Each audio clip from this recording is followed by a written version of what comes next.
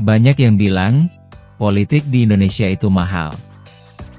Bahkan ada istilah, kursi bisa dibeli.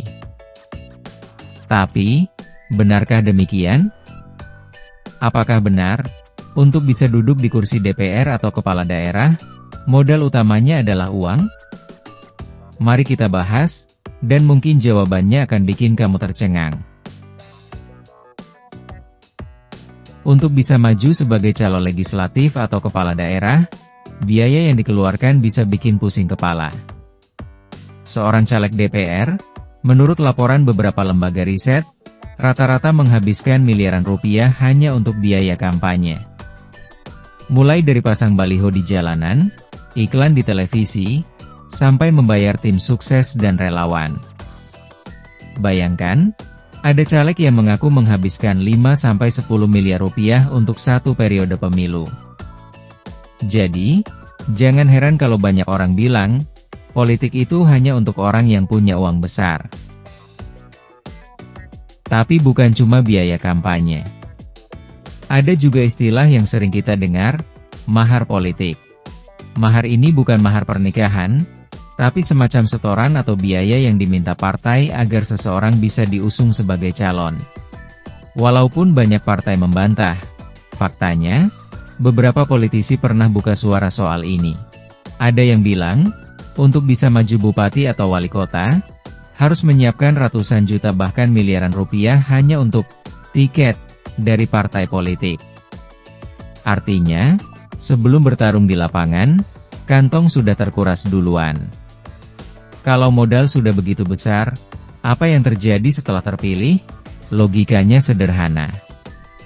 Banyak politisi kemudian berusaha balik modal. Caranya? Lewat proyek, lewat anggaran, lewat fee, atau bahkan praktik korupsi. Itulah kenapa, kalau kita baca berita, korupsi yang ditangkap KPK sering melibatkan kepala daerah, anggota DPR, bahkan menteri.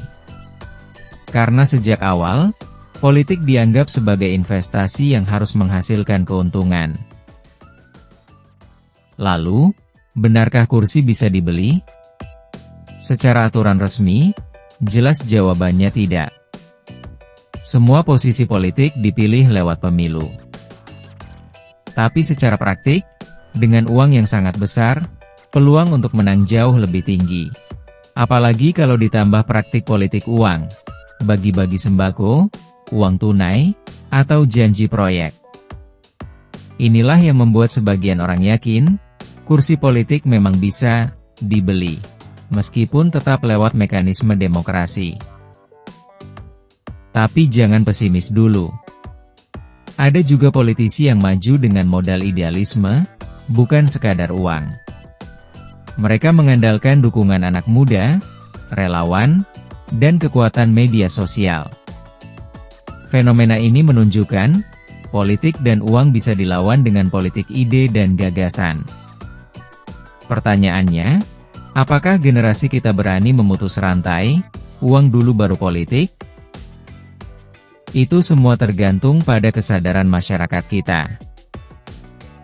Jadi, uang memang punya peran besar dalam politik Indonesia. Tapi kalau rakyat makin kritis, makin berani menolak politik uang, peluang lahirnya pemimpin bersih juga makin besar.